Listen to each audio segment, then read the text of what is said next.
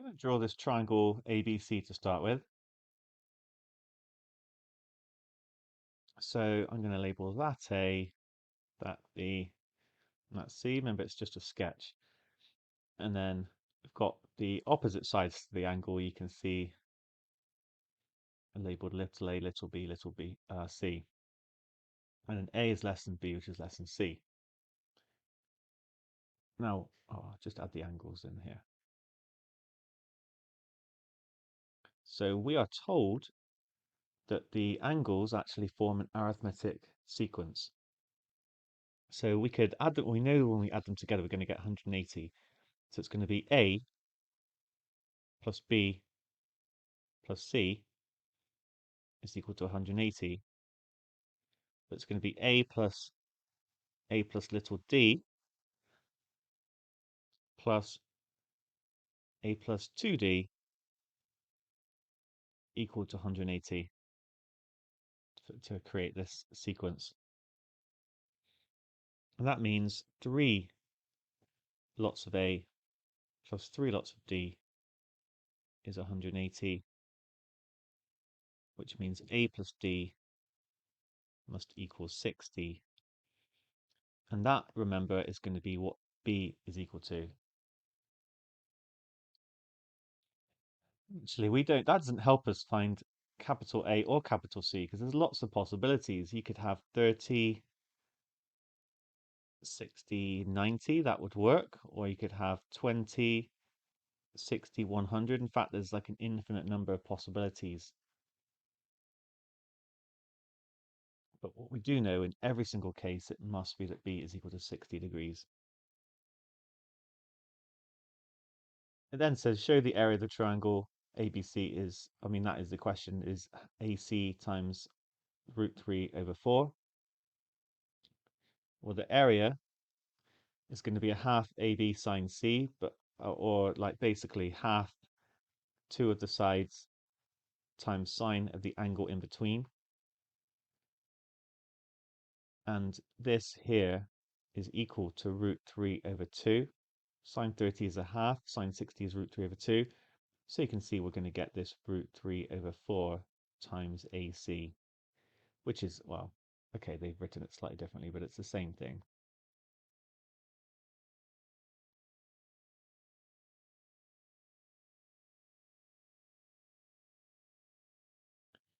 We're now told that A is equal to 2, and sine A is equal to root 15 over 5. And we're asked to find the value of B and the value of C. Well, we have sort of an angle side pair here. We have the angle essentially, it's just we've written it in terms of sine A. And then we have an angle side pair here, just with the side missing. So I'm going to use the sine rule here. It must be that B over sine 60 is equal to A, which remember is 2, over sine of A, which is root 15 over 5.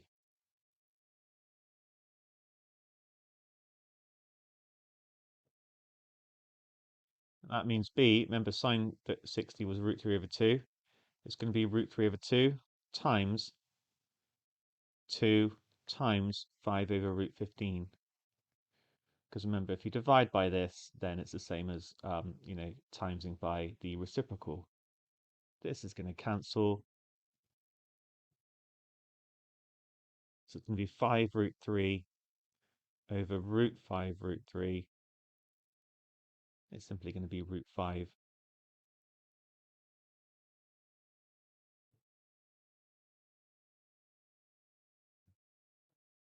Now, apologies, but sorry, that was actually A part 2. So we've dealt with A part 1. We've dealt with A part 2. This is root 5. Now we've got to find the value of C. Just going to copy this picture.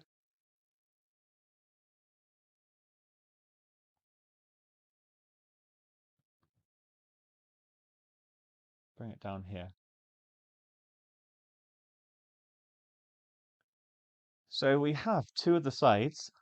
And we have two angles, except we don't quite have two angles. We've only got A in terms of sine A.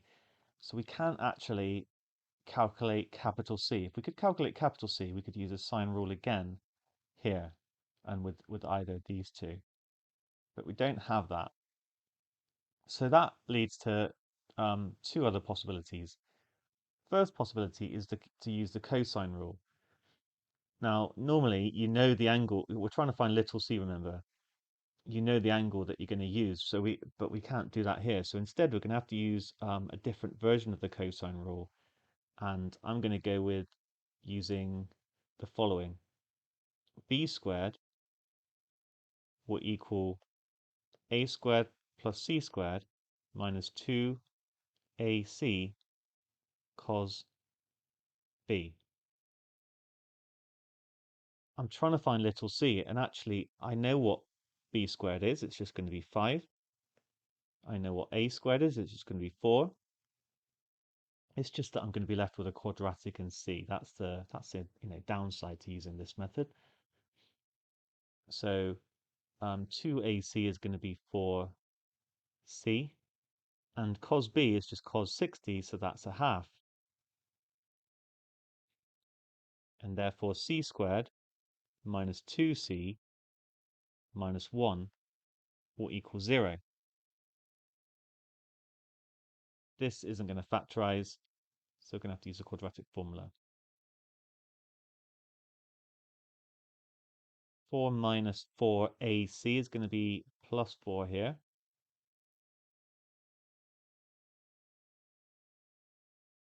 So I'm left with 2 plus or minus root 8. Now root 8 is going to be 2 root 2. And so we're going to get 1 plus or minus root 2. Now it has to be positive, so reject the negative 1.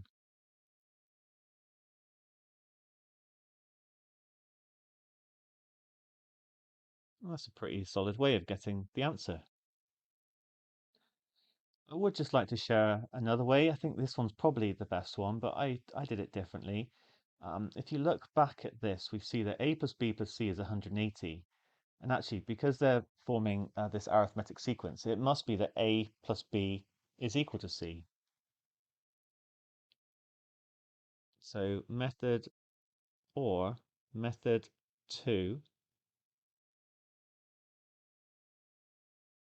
a plus b is equal to capital C. Now, if I can get sine of capital C, I can use the sine rule again, like I was saying before. So what we can do is take sine of this equation.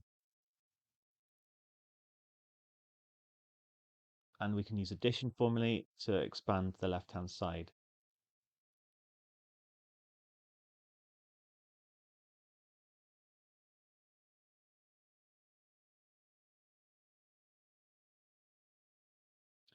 Remember, b is equal to 60.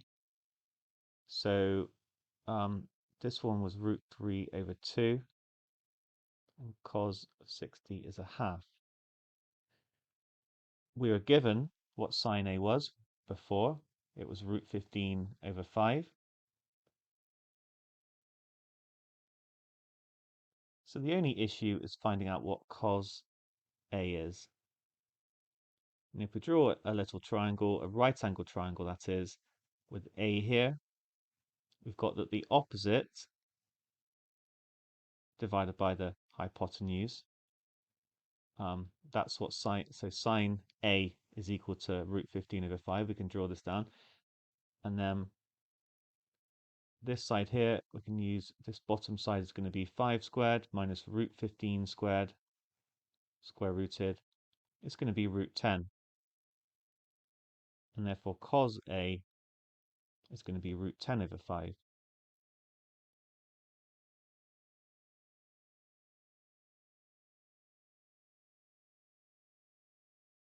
Therefore sine capital C must equal root 15 over 10 plus root 30 over 10,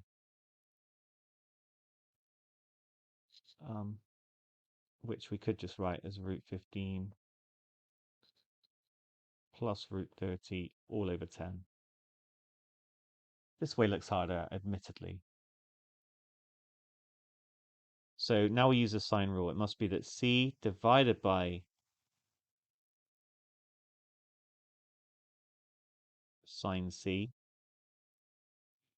is equal to, say, b, which was root 5, divided by sine b, which was, I remember, root 3 over 2. Let me just check that. B divided by sine 60, yes.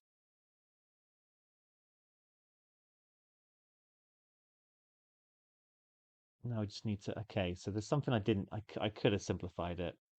Now c is going to equal root 5 multiplied by 2 over root 3, if I flip it around and change it to a times, multiplied by this thing here, root 15 plus root 30 over 10.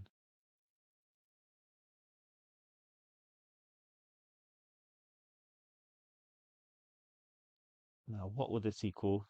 I need to think carefully about how I can cancel this out.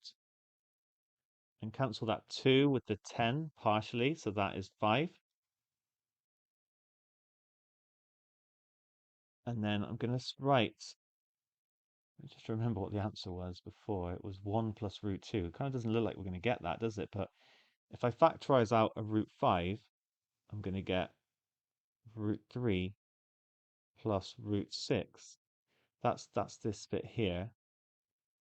And then I'm going to be dividing by, okay, I can see it coming together, dividing by root 3, and I've got root 5 divided by 5. That's the same as just dividing by root 5. So just convince yourself for a second that that is the same thing. I factorized that root 5 from here, written it in front. I have done root 5 divided by 5 to give me 1 over root 5 and put it here, and I've still got to divide by this root 3. So these two cancel, and I'm going to be left with 1 plus root 2, or just root 2 plus 1 as before. All right, I've gone through this method, I admit now, yeah, maybe not the best, but it does demonstrate a different approach to the problem. And the main thing is that we've got this 1 plus root 2. So quite a lot of working so far, but we've managed to work out all these things. There's one final part to this question, and it's actually completely unrelated. We have accepted it being a geometry problem and a sequence problem, but you know, it's nothing related to this triangle. The internal angles of an n-sided polygon form an arithmetic sequence with first term 143 and a common difference of 2. We're also told that all the internal angles are less than 180. That might be important at some point. Find the value of n.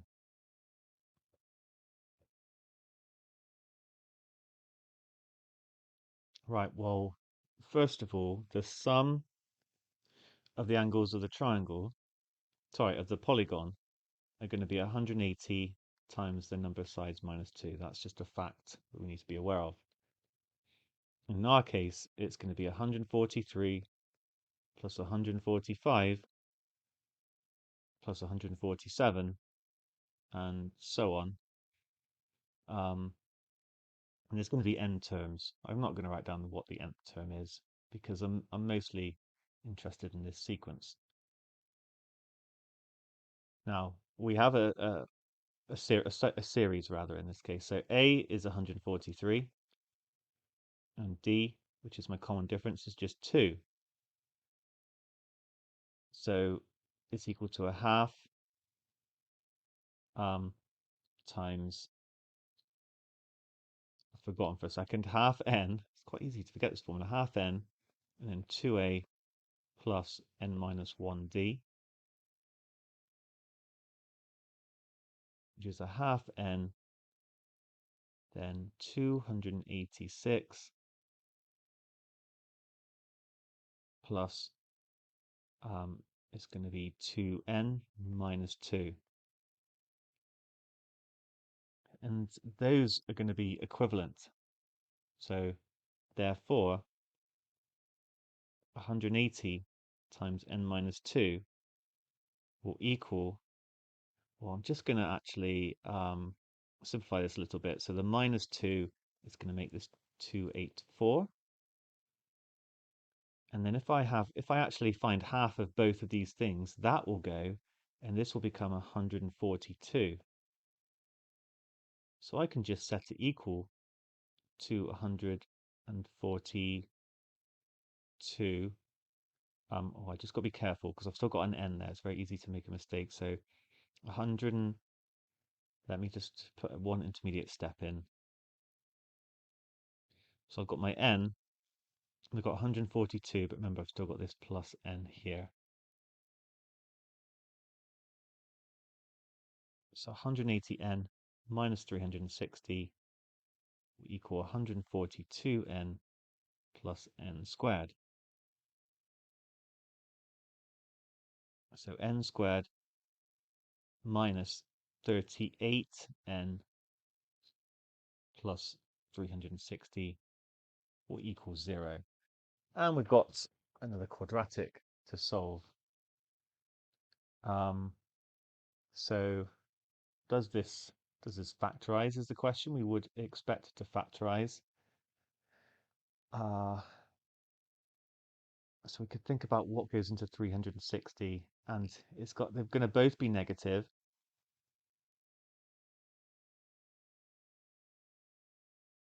Because this is positive and this is negative. So what goes into it? We've got 10 and 36. No, they need to be closer. 20 and 18 will work. Of course, you can use the quadratic formula, but you don't want to be doing that because of how big this number is. That will equal 0. In fact, if you don't spot this, remember you can always complete the square. It would be n minus 19 squared minus 19 squared minus 360. Is that right? Sorry, plus 360, and you could figure it out from there if you don't see to factorize it. So n is equal to 18 or 20. Now, are there two answers? It says the value of n, and here's the key bit. It says given all the internal angles are less than 180. So when n is equal to 18, u18 will be the first term, which I think was 143, plus n minus 1 times d. That's 34, so it's going to be 177. This is okay. When n is 20, you can see this one's not going to work because it's going to be u20 will be add another 4 to it, so it's going to be 181. I don't even need to put it into the nth term formula. So not okay, reject, since more than 180. And therefore we've solved the problem. Well done. It must be that n is equal to 18.